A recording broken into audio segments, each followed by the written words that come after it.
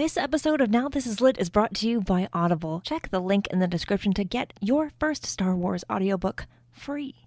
Everyone loves free things. Click that link. Do it. This show is also brought to you by our patrons. If you want to support the show in a different way, with just $1 a month, you can join our Patreon at patreon.com/StarWarsLitPod. You can get a sticker. You can get access to an exclusive show that we do every month that's wild and chaotic and fun and something you can only get by becoming a member of the Patreon. There'll be so many more perks very, very soon. But for now, do you want a sticker? Do you want a sticker that has a Now This Is Lit logo? Because it's fantastic and I love them. But I also want to give them away because there's just a stack of stickers on my desk. So if you want one, $1 a month. Patreon.com/StarWarsLitPod. A long time ago in a galaxy far, far away.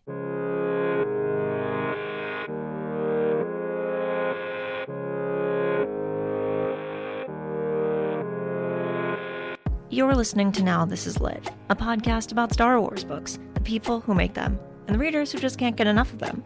I'm your host, Meg Dowell. I use she, her pronouns. Bryan Q. Miller is on the show this week to talk about Padawan's Pride and the fact that it was nominated for a Webby, and so many other things that I did not know about this project. I think a lot of you missed it, and I think that's a tragedy. After you listen to us talk about how this got made, you should listen to it. But first, enjoy our conversation.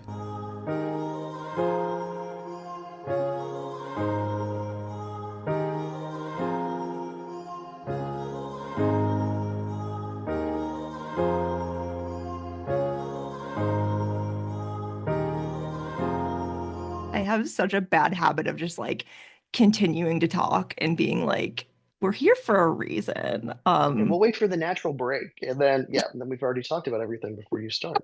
Well, it's like, I mean, for me, it's like so much of my work these days is like me sitting alone in my office. And so like it becomes like whenever I do an interview, I'm like, oh, I am talking a lot.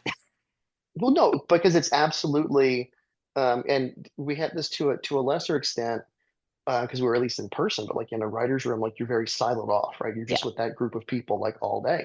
So we would call it like being trapped on the submarine. And then suddenly, whenever like somebody came in, you're like, oh, a guest, a visitor. Oh, we've reached the surface. And so I think it's just become more pronounced, like in all the Zoom stuff, where suddenly you're just like, oh, I'm not just totally by myself. Oh, hey, here's 1,000 ideas that have just been floating around in my head, apparently. Um, so if you're just joining us, we're talking about submarines and how they relate to AI transcription on Zoom. There's so much of that I wish I could put in the episode. And it's like sometimes I very loosely edit my interviews because I'm like, the tangents are just as valid as the other things. But it's like, but how much does my very niche audience of Star Wars book fans care about this? That's fair. Yeah, that's fair. What if every time instead of AI, I said droid? And then you just keep it all in. So we'll do a nice flat like droid and just drop that in on top of whatever you want from the prior conversation, just over AI. We'll be good. This is already so much fun, and that's absolutely what I'm here for on a Wednesday afternoon. God, it is Wednesday. It's gross. I know, and I came back from a trip on Monday, and so like all week I didn't go back to work until yesterday. I'm like, what day is it? What month is it? I don't know anymore. We had both of our boys home last week on Thursday and Friday for hashtag reasons. And so it turned into like this just amorphous 4-day weekend where it was just like perpetually Saturday Yeah. and not like in that happy good way. You're just like, wait, when does anybody have to go back to doing something? It's too much. And then my dog is like, are you going back to work ever? Can I have my own space back? Yeah, it's all ours because we had dog changeover during the pandemic because we had two we had forever and we lost those guys. And then so the kids were very upset, so we got a grief dog, which I don't recommend you ever do. And massive mistake. And he's a great boy now, but like Jesus, we were not in a place to get a new dog that was especially like a puppy. And he is like he was supposed to be 40 pounds and now he's like 90 pounds because they misidentified what he was. Oh no. So, um, so yeah, so all he knows is us being home all the time. So we have the flip Mm. where he already has like anxiety problems, but he gets incredibly anxious if we actually like have an everyone's busy running errands, no one's home day. Oh no. Because he just does, yeah, and he just so, and we'll find like we found the worst of it. We were gone for the longest period, I think, without him being watched, and he ate, which is Star Wars related, so I guess you could keep that. My oldest had like a rubber Rancor that he got from Oh. whatever the trading post thing was by Star Oh Tours. yeah. Yeah, yeah, yeah. And so it was like a scale to like the figures or whatever, but it was like a squishable, like not quite a Stretch Armstrong, but I mean, it was like really bendable and whatever. Mm. And so I guess he found it just in his room and like he did not like it and freaked out on it. And so we found it like all torn up in the room. So clearly at some point while we were gone, that was the only thing that was touched. He got into a fight with the Rancor and just let all of his anxiety out on top of it. But you know what? He won the battle, and sometimes that's all that matters. Yes, except then we had, yeah. So we patched up the Rancor, and then it's like, do they even make that kind anymore? Do we have to replace it? We can't replace it. How much is a replacement? Anyway, Star Wars stuff, like you said, is it's some of it's very of the moment cool, and then you can't ever get it again. And some of it, is always there, and it's kind of a standard. So this Rancor was clearly not a standard. You know what's always around? Star Wars books. They are, and so many of them. And once you have them, they could be on that shelf forever. Unless it's an Audible original, in which case you'll maybe never see it in print, but we can always talk about it. I'm going to use that to ask, not the first question I was going to ask, but we will start there. I'm very curious about this, because I have my own like experiences with like writing in different formats. But when you're going into, because you've written a lot of different things, you've done TV, you've done comics, all over the place. Correct. Um, Correct. you're very cool. You do very cool things, Thanks. and you're very good at it. Um, Thanks. Oh, it's even better. I knew this was worth it. um,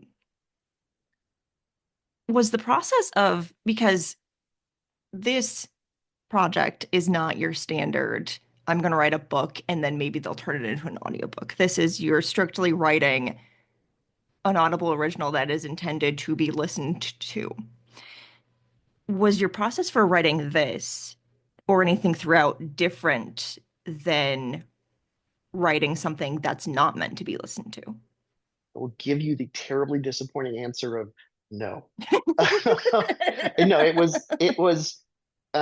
well, we did at first we didn't know what the rules were going to be, Okay, period. yeah. Like if it was going to see print or not. And so it was um we had a hard deadline and we knew, Audible needed it delivered when they needed it delivered. So we had to have the manuscript in, whatever form it took done by that time.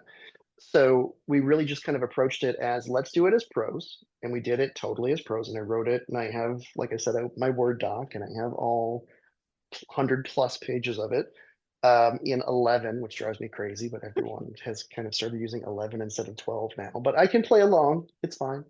Um, and so it exists on my computer. It's the only place it exists in print. And the biggest issue I think was just going back through once it was done, and just for the read, not for the reader's read, but for the um, voice actor, the Hmm. voice performer, I don't know, the narrator, whatever you'd like to call him for Hmm. Audible, to make sure that for his read of the read, there weren't any things that were too phonetically complicated or were too unclear. So there was just like really it came down to like some name changes more than anything. Yeah. Because I mean, like with the races and stuff like that, you can't really adjust those. But we did go through and make some additions for that. But we didn't specifically, nothing was slugged out like, insert pod racing noises. There was all just production that happened after it was all written, and then the team over there got to work kind of not quite making it a radio drama, but I think it was fun to listen to for sure. But just with how the sound effects and the music and stuff worked. I mean, basically like a kind of a high-end audiobook, I guess. It audiobooked it up a bit. Yeah. Yeah, I love just Star Wars audio projects in general because like, I listen to just a lot of audiobooks that are not Star Wars, and like the thing about Star Wars that I have always loved is you get your narrator, you get the story, um, but they have really, really good narrators who are just really good at doing what they do, but also you get your sound effects, you get your music, and you put that all together and it was the same effect with Padawan's Pride, which is it just becomes, yeah, almost like you're listening to a radio drama. It's so highly produced Well, and and it's as just long so as it's good. close, right? Like with Yeah. those three categories, right? You've got the sound effects, you've got the music, and you've got the narration. So the music was evocative of Star Wars without actually being Star Wars. But I believe most, if not all, were actual sound effects Mm. that they pulled from the Lucas Library. Yes. And then our narrator did a fantastic job Yes. of doing Obi-Wan specifically, which I thought was great, but he did a really good kind of, age 12 Anakin as well. Yes. So I think 2 out of 3, you know what I mean? Like if you can get enough of it that feels like the texture of the world, then you're not noticing what isn't quite the right texture as much. Did you get to be involved in any other part of the process, or did you kind of just write it and get all that settled and then send it off? Um, there was some talk of like Kevin. I keep saying the narrator. Kevin Kemp did our narration. Mm. I wasn't involved in any of like that end of the production stuff, Mm. but I did kind of chime in on for what it's worth, right? The cover art because it's not like it's on an actual book, but again, we didn't know Yeah. how it was going to wind up. So just for it to pop up on the Audible page, and then I mean, what was interesting with that, and then working with Jake Bartok, who did our art for it, was just, oh yeah, it has to, whatever it is, it has to be simple enough. Because Mm. everything he was turning in was good, but I'm like, it doesn't really seem like as dynamic as a cover normally would. But he was like, think about it the size of an icon on your phone. Mm. And so that was just interesting from a graphic design standpoint to be like, oh yeah, no, like you really, the big ideas just have to pop in the most simple way for something that has to be potentially, listened to, reviewed, or consumed over like an Apple CarPlay screen or on a not an iPad for jogging, but like on a phone screen. Like it's just an interesting thing to look at. But so the cover really was the step kind of beyond, but everybody else at Lucas Publishing handled the rest of it. Mm. And I've had Jake on the show before, and he's fantastic, and his work is always fantastic. And uh, applies to this as well. I never thought about that though. Is like catering your design to the product. Because it's not a book cover that people are going to look at, like take off of a shelf and look at. Right. Like it's not Um, gonna, it's never, I mean, hopefully one day it sees print, but, yes. but ideally it would, like if you think about a hardback and it's like, 7 to 10 inches diagonal, Yeah. depending on, like it's a thing and you hold it in the light and you can turn it around. Like you want there to be a lot of eye-catching detail because you have to drag it from the shelf. But for a screen, especially a small screen, it's totally different, which was a very, and I do graphic design stuff too. So it was like, I kind of knew it, but it was just interesting, especially like in this context, like, oh, right. Like that is, let me go look at all the icons I have on my phone Yeah. and all the other cover designs on Audible. I'm like, oh, right. No, they all are, they're a little sparse and poppy, but it's totally on purpose because that's the Yeah. really only way to make it work. Yeah. See, this is like the stuff that really interests me is like you get like a final audiobook or a book or whatever it might be. But like you don't always think about all of the steps that go into like bringing all of it together to make this perfect thing because you have the story and that's great. But there's so many other pieces that come into it. And I just think that's so cool. Well, Um, especially with something like this too, because a lot of it, I mean, all of it had to run through the story group yeah. over at Lucas. So it all like canonically had to line up, and there were Mm. some things they did want to touch on or didn't want to touch on. So there were these little tiny course correction adjustments just as, I was feeding them the manuscript of, well, can we mention Dathomir? Should we mention Dathomir? And so there was like just a lot, and we didn't. But I had mentioned a Dathomir in there at one point, and got to like throw my nerd card around a little bit because they were like, yeah, well, people aren't really gonna know what that is. I'm like, actually, I just watched the Ahsoka finale, and Thrawn arrives at Dathomir, and the video game I just played also heavily features Dathomir, so I beg to differ. Um, but I lost that fight anyway. Mentioned in the book. And it was all just in reference to like Maul and Yeah, Zabrak or whatever. But um, yeah, even like because I just with my oldest, we just rewatched Solo the other night because he had seen yeah. it when he was younger, but he didn't remember. And so at the end of that, Maul is like, "You just join me on Dathomir." I'm like, "There's Dathomir again." See, but I mean, they were great, but there were some things back and forth where it was like, how much do we pepper in, because they were full steam ahead on the full breadth of the High Republic stuff at the Yeah, time this was getting put together.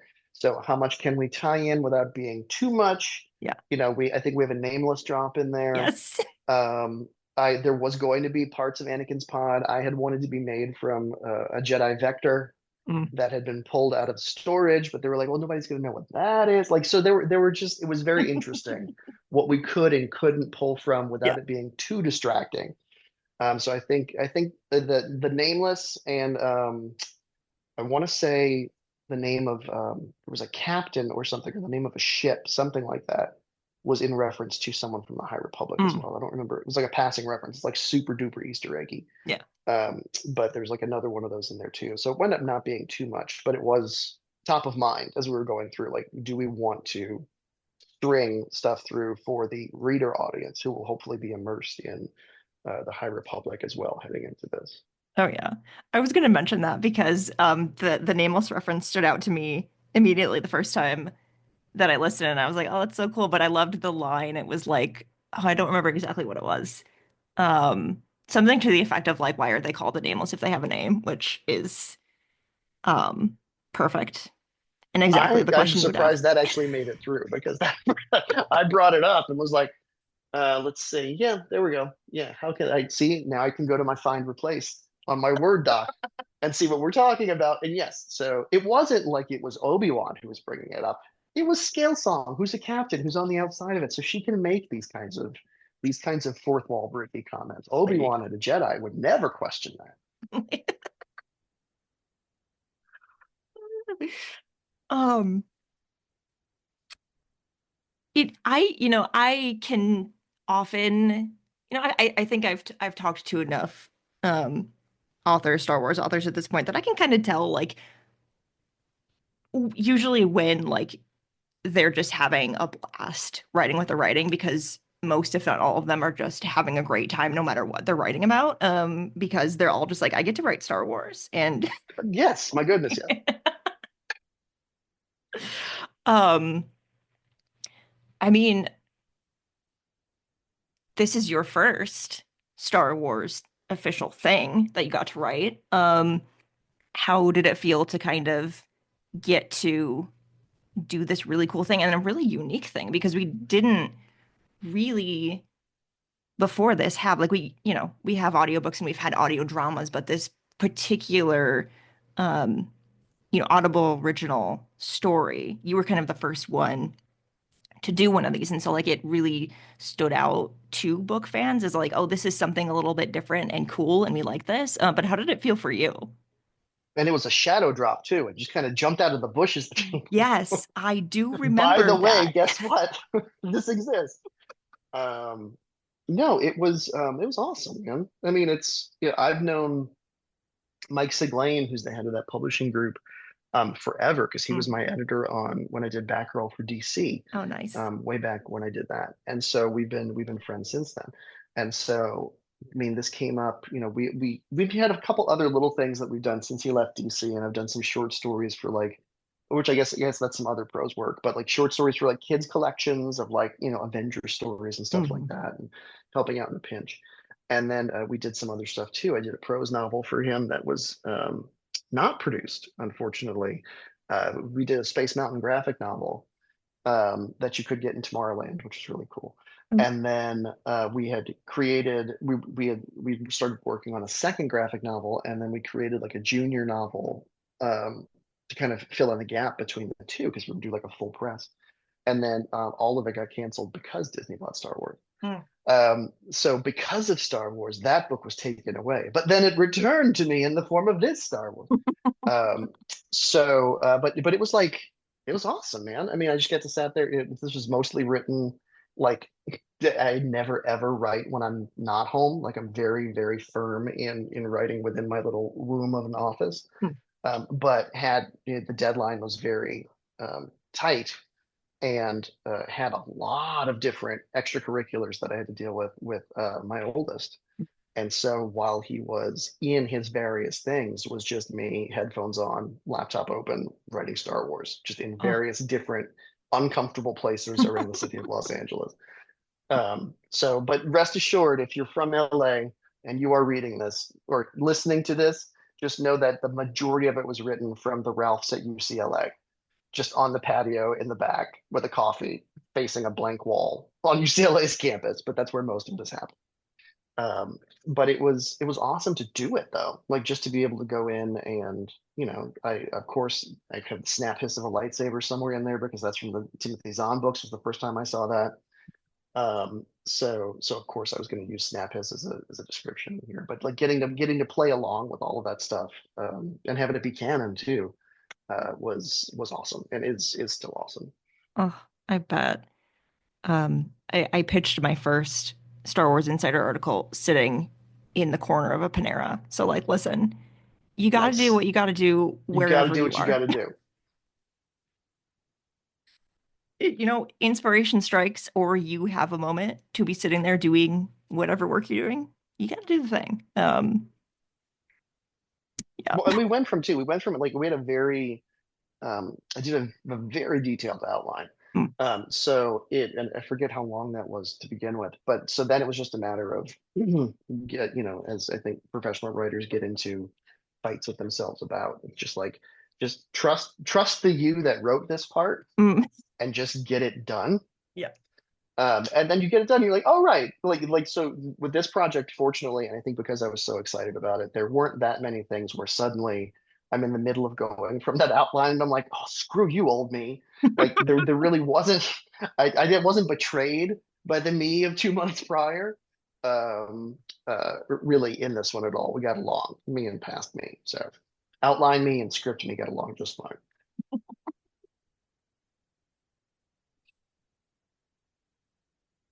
Did you always want to be a writer? Mm, mm. I've always done writing, but Mm. it didn't really become not viable thing for me, but I mean, it was like certainly a professional thing, but I did lots of writing in college. Um, Again, some novellas that will never ever see the light of day because God help me, I'm sure they're terrible now, but I'm glad I can't find them. But they did, it was pre-digital, right? So they don't like they might be on a thumb drive somewhere, but it's one of those thumb drives that's the size of a mouse and it holds like 3 megs. Like it's one of those. Um, so I'm sure it looks like a torpedo or something, but it's somewhere in my closet. But so I've done like short stories, yeah, and those novellas and stuff through undergrad and then somewhat in grad school while I was doing screenwriting stuff. But all of it started for me wanting to direct of all things. Mm. And I just in the process of in undergraduate making projects and stuff with our production program just wound up liking kind of the literate side of it. Not that I don't like production, but just the sitting down and cranking it all outside, I think just drew me to it a little bit more. It's once you like discover your like go-to mode of, combining like creativity with, oh, maybe like someone might pay me some money to do this thing. It's kind of like it's magical, but also like you start to wonder like, is this like, can I actually do this thing? And then you kind of just keep doing it.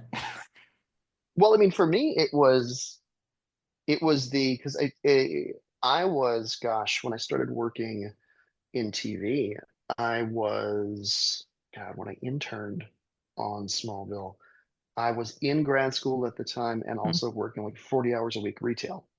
Oh. So it was it was one of those like I have to make this work.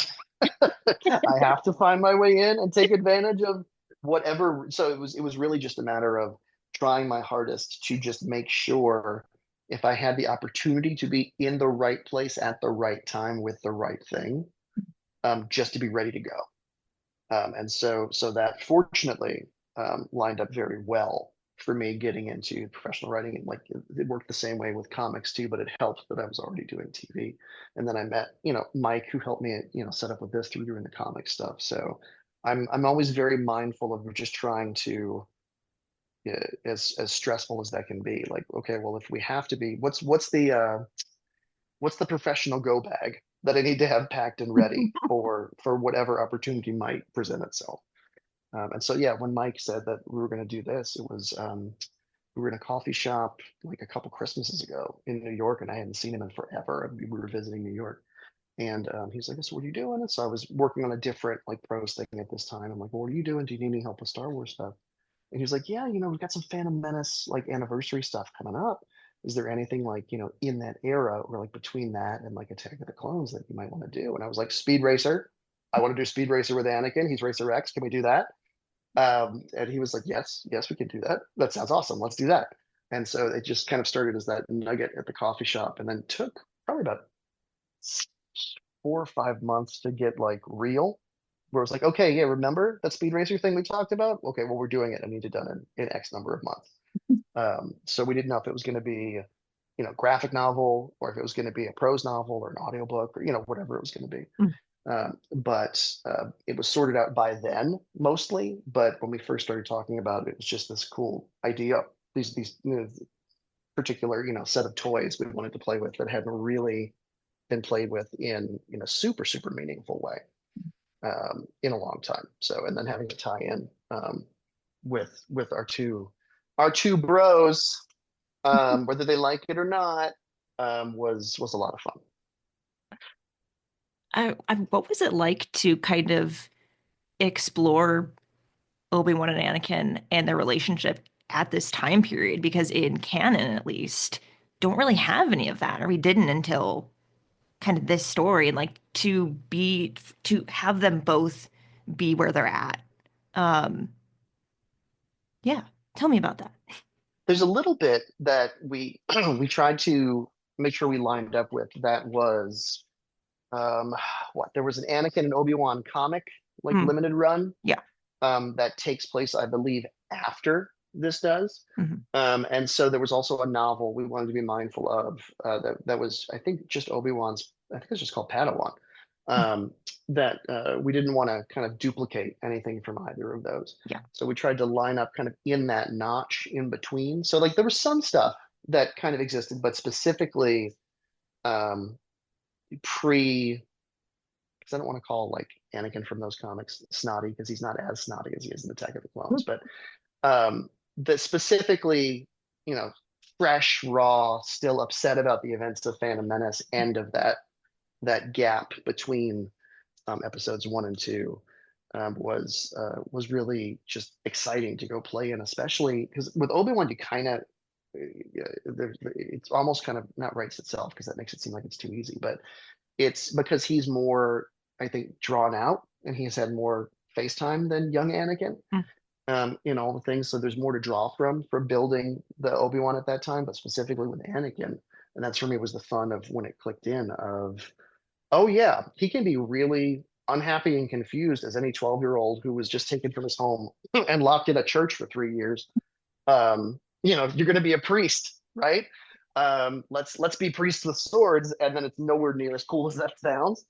Um, and letting him actually have those feelings, Mm. and letting Obi-Wan, have not doubt necessarily, but what was his processing of losing Qui-Gon, because that's kind of glossed over in a lot of stuff too. So that at least gave me some emotional hooks to get in on them. And then just the big challenge after that, which the story group and my editors were very helpful with, was just making sure that the voices between the two were distinct enough so that even, though the narrator, Kevin, was going to do different voices for each of them, that it at least presented as, dialectically, it would be simpler language for Anakin, more complex, thoughtful language for Obi-Wan, etc. So that was kind of the pass we had to do to kind of differentiate them a bit. But and then once we got into the groove of that, it was really fun to go from chapter to chapter with like, oh, this is how we're going to talk this time. This is how we're going to talk this time. And then finally, yay, the catharsis of when they're in chapters together again um, was also really fun. Yeah, we know enough about their relationship at this point. We've gotten a lot of Anakin Obi-Wan story time, screen time. But to be able to see them at this moment when they're both just still so, trying to figure out how they feel after really this like these big events have happened where Anakin's no longer with his mother. He's in a completely different place doing a completely different thing. And Obi-Wan is, oh, I not only lost my master, but like I was there, saw it happen, and now I've got this kid. Um, Yeah, now I have this kid. Yeah, it he was was really in no good. way prepared, and Yes. just suddenly Yoda's like, "Oh, do this, you will." Then it's like, "Oh, well, okay. Guess when the boss says we're doing that, I'm doing that." No, it was I loved when we all found out about this book collectively around the same time because of the way it was announced, and then finding out that it taking place at this time period. I was like, oh, this is exciting because we have some, but not a ton of this in canon, and I want more. I want more of every Star Wars ever. But the more exploration we get of like time periods we haven't touched as much before, I'm all for that. Well, and we had in there, and that was one of the things that we kind of culled from it, and it wasn't a big thing, but there was a passing reference to Padme Mm. because there was when Anakin was like having his delusions of grandeur about, and maybe I'll become famous and I could be a big racer, and then back home Mom would see me, and then maybe even out on Naboo Padme would see me win the race. Like there was just like some passing reference, but they were like, let's just not have him think about girls right now. And so we pulled it out because he's like so like Padme, Padme, Padme when we meet him at the top of episode 2. He's got his little cartoon tongue lolling out. So it's like I feel like she would have been on his mind at some point, but I guess not yet. Yeah. Um, Tell me a little bit about your personal Star Wars history. Like, what's your first Star Wars memory? My first, it was probably I think I saw them out of order. And I saw Empire in the theater, and I was young. I was Mm. little. I was probably like two or three, I think. And so I remember that vaguely. And then there was a very big um, Christmas that was Star Wars themed after that one. So there was, I didn't have a lot of like the big giant toys, but it was a lot of figures. And so my parents put it like there was like a box that they filled with some fake snow. So it was like kind of like Santa left the Hoth setup. Um, which, now who knows with adult eyes what that actually looks like. But then I was like, oh my God, look at that. So it was Empire first, and then really, I mean, I think like lots of people my age, fairly religiously, especially because I didn't have cable. As soon as the VHSs came out, it was just 4, 5, and 6, 4, 5, and 6, 4, 5, and 6, just on repeat. And then, funnily, as I got older and had different moods and whatever, realizing, oh, this one's my favorite now. No, no, this one's my favorite. No, no, this one's my favorite. Um, it was never the first one. It was never episode 4. It was always a fight between 5 and 6. Mm. Um, but which is not to knock 4 at all, but just in my rankings, especially at that time, it was always 5 or 6. So that's kind of where that all started, and then I was there for the great drought of content that then went up to the special editions, and the robust, needlessly muscular Kenner figures that came back out in the late 90s. Um, and then I was there for the ups and downs of the prequels, and have been through all of that long enough to now have a different appreciation for the prequels, especially when I go back and watch them with my guys, just because they're 11 and 6. So just with those ages, seeing what hits and what doesn't, it's super just interesting Yeah. to see what didn't work on people then, what people love now. Like I love that Hayden Christensen is finally getting all his flowers Yes. for for his Anakin time, and got to be Anakin again, and like on that best with the Jar Jar stuff. Like I think it was a no-win situation in a lot of ways Hmm. with the prequels, and that at least enough time has come around and enough generations have gone through experiencing them that then these actors can and creatives can all finally like, oh yeah, we did a special thing. It's like, yeah, you did do a special thing. Yes. Like don't worry about what buttheads were saying back then when the internet was still a baby. um just like feel good about it. So I'm glad everybody at least gets to kind of um get that hug now of like, you did a good job, you weren't insane. um so I'm happy for everybody involved with those. Same.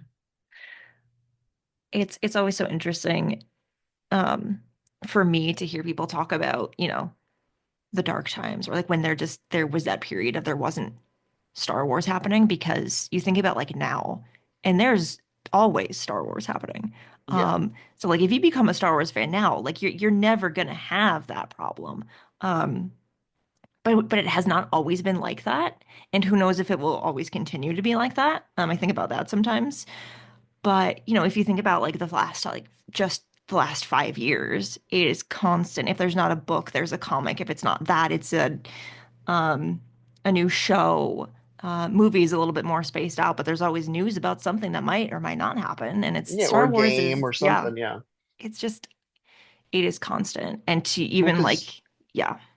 I was gonna say with the drought of it too. Like I think what for me kind of reignited it during that period, because the drought. I mean, what Jedi was 83, and then special editions weren't until 98 ish, 97, 98. Mhm. Um, and so like there might have been what like Shadows of the Empire, right? There was Ah, there yeah. was there was that kind of with the book resurgence, but before that, I was just at a summer camp in seventh grade, and it was like a sleepaway, academic camp thing, and we went to just the stationery store or whatever. It's like not quite a campus bookstore, but there was something across the street from campus that had a bunch of stuff.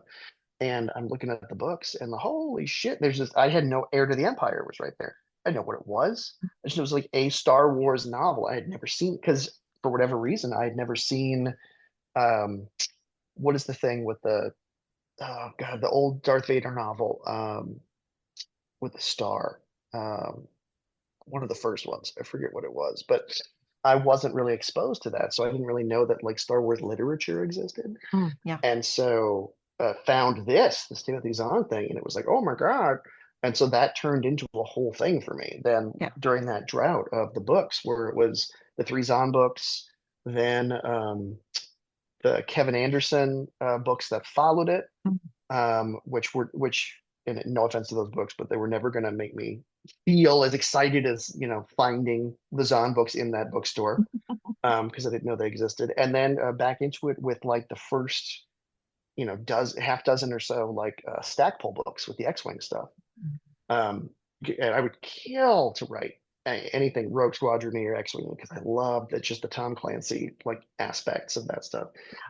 But really loved that whole run. And then again, it got big, a little too many books to keep up with. Um, somewhere around the Yuuzhan Vong, I think is when I fell out. Hmm. Um, Chewbacca died. I Oh remember God. that. Yeah. And then there were like bioorganic comet chips or something. And so that's kind of when I fell out, just because I was busy with college, and I think New Jedi Order was just a little demanding a little too much of my time. Mhm. Um, but I was happy to join the ranks, as it were, with this guy, Padawan's Bryan. Yeah, you did it. It's so exciting. Maybe if Audible, you could put it in print, pretty please. That would Cool. be Be great. cool. That'd be Yeah, it'd be great. great. We could have it on our shelves. Could have it on our shelves. I love tactile stuff. Oh, me too. Oh, we could. We could. keep talking about this and about Star Wars and about books forever. Because it's one of the greatest things about getting to talk to Star Wars fans and Star Wars authors is everyone loves, the things that they love in Star Wars, and no conversation is like the same thing over and over again because everyone is like, oh, I remember this, or this is what stood out to me for this, or this is what inspired the thing that I wrote in this. And it could be anything. Um, and you have been so delightful to talk to because, like, not only are you a Star Wars fan, not only did you read a lot of the books early on, but like you have come into this, as a successful writer already, and just getting to be like, hey, I want to write a Star Wars, and you got to do it, and it's great. And I can only speak for myself, but I'm hoping that you get to do more things like this because I'll happily have you back. Thank you. I would love to both write about things and return to talk about those things. So I will gladly take all that in, and thanks to everybody who took the time to venture over to Audible when this was thrown out of a passing car at everyone. Look, guys, book.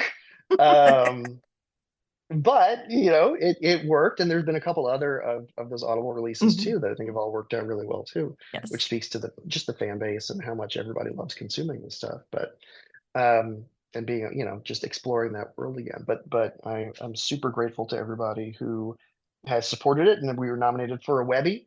So I have no idea how I even find out anything more about that, but I know it happened. So looking forward to seeing what happens with that, and then would love to do some more stuff at some point. Yes, we love nominations. We love recognition. I mean, that's one of the other reasons I wanted to have you on, is because like the stories like this don't always get as much attention as other books, or especially like TV shows and movies. And I'm like, but you can't miss out on this because it's so great. And like, yes, it's Audible, but like go there and listen to the thing because it's worth it. Well, and it's not like, because I'm looking at the screen like right now, and again, I don't encourage anyone setting things to 1.25 or 1.5, but at regular speed, like you can bang this out and get this done in 3 hours and 57 Oh minutes, yeah. according to what I'm looking at on my screen right here. So that's just a couple of commutes if you're driving to work, There you go. right? There you go. And it's not, even though we did it for kind of the middle grade younger reader, like it's not, or hopefully doesn't come across as though we tried to like young it up. Like it still operates as a regular Star Wars story. It's just the guardrails are just in a little bit as far as maturity level for the storytelling. But we approached it as a totally regular, anybody from old to young in Star Wars could listen to it and hopefully enjoy it. Absolutely. Well, I liked it, and I'm 32, so Awesome. Thank you. Oh, you did a great job. Thank you so much for coming on to talk to me about this. It's been a while since it came out, but listen, like life happens, but we're here and we did it. And I am sure that we will get to talk about a Star Wars again at some point. I hope so. And thank you very much for inviting me on. And yeah, let's talk again soon.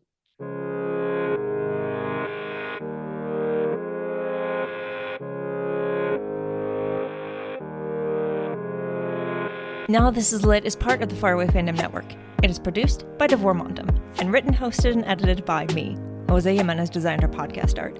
You can keep up with the show on Substack and Now This Is Lit, and find the show wherever you get your podcasts. There are so many ways you can support the show, and all of those ways are linked in the show description. The newest way is to become a member of our Patreon. For $1 a month, you can get access to an exclusive show and a sticker. And if we get 500 people to support the Patreon per month, I can hire an editor. That would be great for me, and maybe for you too. So if you'd like to support the show with just $1 a month, you can do it that way. Or you can just keep listening and sharing the episodes. That is also helpful, and I appreciate it. For more book reviews and Star Wars Book Celebration, follow Star Wars Book Reviews on Instagram and TikTok.